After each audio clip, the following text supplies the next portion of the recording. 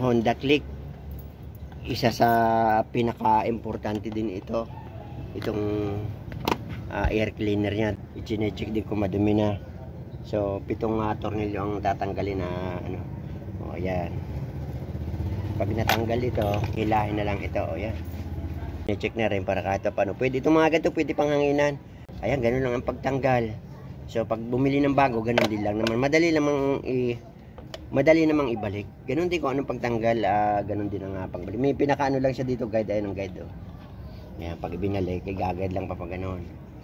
O, yung guide, oh. Tapos, ilalagay lang ito. Madali lang, pero napaka-importante rin. Kahit sa motor, kahit sa sasakyan, importante ang air cleaner ng sasakyan. Kasi yan, no, dito humihigop ng hangin yan. Dito kumukuha yan. Dumadaan yan dito. So, kapag kaya ni madumi na, barado na, nahihirapan na.